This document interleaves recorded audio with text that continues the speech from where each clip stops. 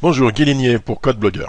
Aujourd'hui, une vidéo pour vous expliquer comment faire pour travailler en local.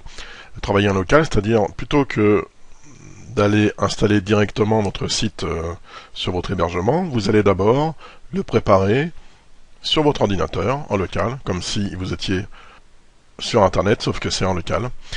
Pour arriver à travailler en local, il existe un logiciel qui est assez formidable, qui s'appelle WAMP Server, qui fonctionne sur Windows et qui est très très simple à installer et à utiliser.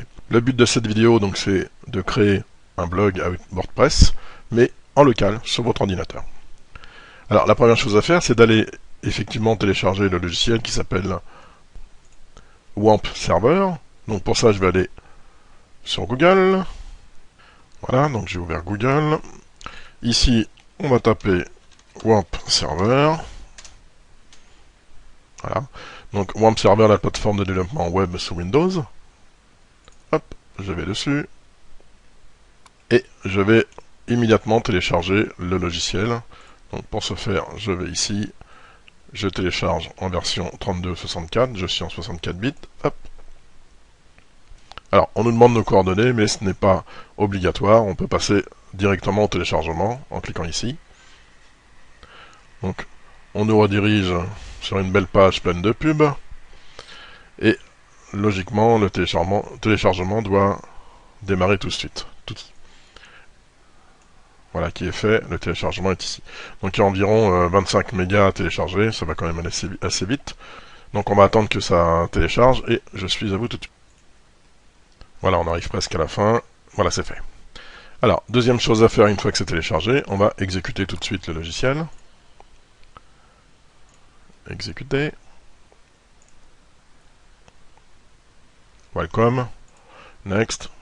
J'accepte. Next. Next. On va créer un Quick Launch et un Desktop Icon. Next. Install. Donc Desktop Icon, c'est le raccourci sur le bureau, et Quick Launch Icon, c'est le raccourci dans la barre des tâches en bas. Alors on y est presque. Ok. Alors il me demande où se trouve mon browser. Donc browser, en fait c'est Internet Explorer. Bon, il le trouve tout seul, donc on fait OK, ouvrir. Voilà. Ici, on va rien changer. L'email pour l'instant, si l'email, on va quand même mettre un email normal. Donc je vais mettre contact@codeblogger.com, comme ça on sera prévenu de la création du site directement sur cet email. Next, et on launch. Donc on va charger WAMP Server. Alors je me suis décalé un petit peu pour voir le côté droit de l'écran. Ici, là je suis sur Windows 7. Ici vous avez le petit onglet qui permet d'afficher les icônes cachées.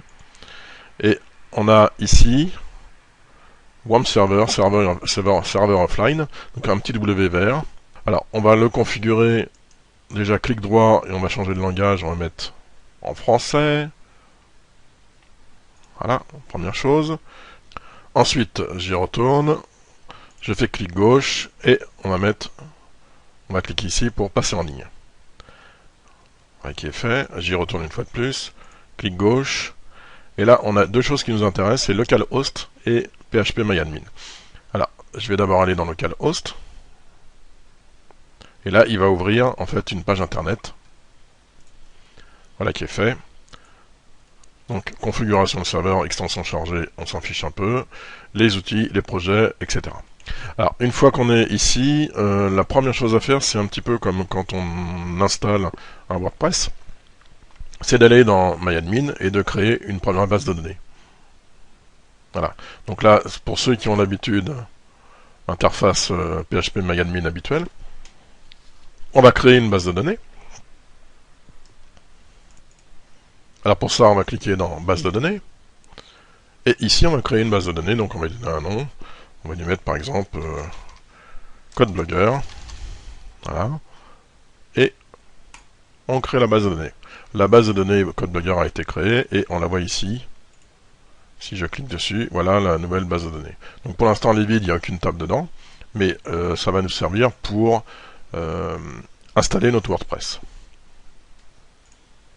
Alors, la base de données est créée. Maintenant, ce qu'on va faire, c'est qu'on va télécharger donc notre CMS WordPress. Donc, encore, je retourne sur Google. Et on va aller voir chez WordPress ce qui se passe. On va aller télécharger la dernière version.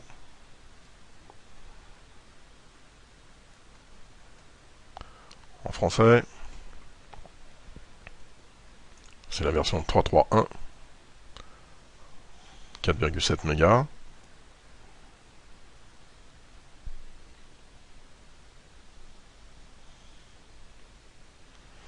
Voilà qui est fait. Alors maintenant, normalement, on devrait faire un transfert vers l'hébergement. Mais comme là, on est en local, on va aller faire un transfert vers le disque.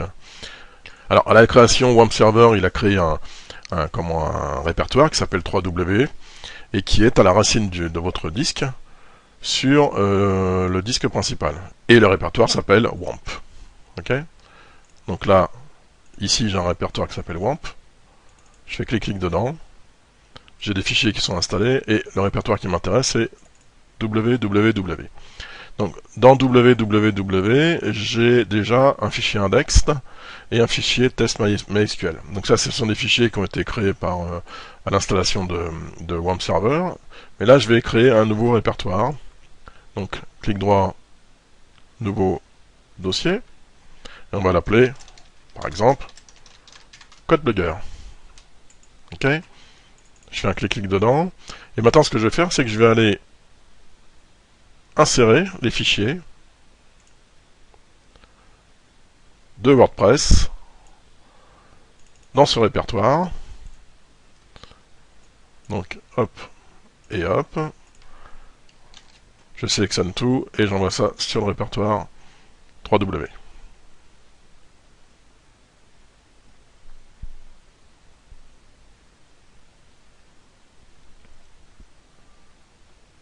Ça va un petit peu plus vite que FileZilla vers l'hébergement, forcément.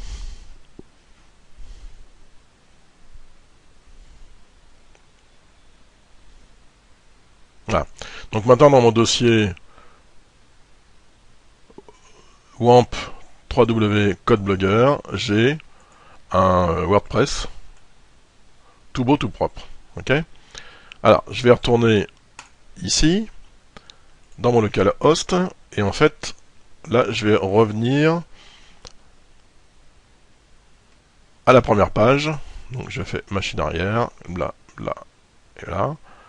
Et ici, donc ici, on n'avait aucun projet qui était en cours. Là, si je rafraîchis, on a maintenant un projet qui s'appelle CodeBlogger. Donc, le nom du répertoire, CodeBlogger, se retrouve en fait à cet endroit-là. Et vous allez voir que si je clique dessus, je me retrouve sur l'installation de WordPress. Donc on va créer le fichier de configuration. Voilà. Donc on a besoin du nom de la base de données, l'identifiant, etc. Allons-y. Alors, le nom de la base de données, c'est le nom de la base de données qu'on a créé tout à l'heure. Donc si je me souviens bien, c'est CodeBlogger. Le username, c'est toujours root, R2OT. Le password, il n'y en a pas. Le localhost, on le laisse.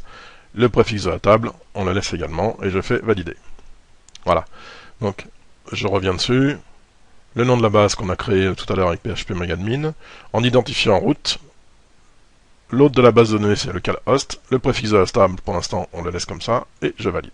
Donc, formidable, nous sommes arrivés au terme de cette installation. Blablabla, donc le langage habituel. Je fais lancer l'installation. Et là, il va me demander, comme d'habitude, les paramètres du site. Donc le titre du site, ça va être CodeBlogger. L'admin, on le laisse. Le mot de passe, 2 fois. L'adresse de messagerie, donc je vais remettre contact@codeblogger.com. Autorisé, donc ça pour l'instant, étant donné qu'il n'est pas en ligne, c'est pas bien grave. Je fais installer WordPress. Et voilà, WordPress est installé. Je me connecte. Je fais admin. Mon mot de passe. Se connecter. Et voilà. on vient de, j'enregistre le mot de passe, on vient d'installer donc un WordPress sur notre ordinateur sans passer par la case hébergement. Okay. Alors quel est l'avantage de procéder ainsi? Bah, c'est simple. C'est déjà la rapidité. On va pouvoir configurer entièrement le site et ensuite transférer le site directement sur l'hébergement. Comme ça, le site, dès qu'il est transféré, il est déjà prêt. Et on va gagner également en rapidité parce que si vous n'avez pas une connexion ADSL suffisamment rapide, ça rame. Ok. Donc voilà la première phase. On va regarder à quoi ressemble le site. Hop, je fais un clic droit, je mets dans un autre onglet. Et voilà, on a bien notre site qui est créé. L'adresse du site, ça s'appelle localhost/code espace blogueur. Ok. Donc à vous de jouer. Ciao ciao.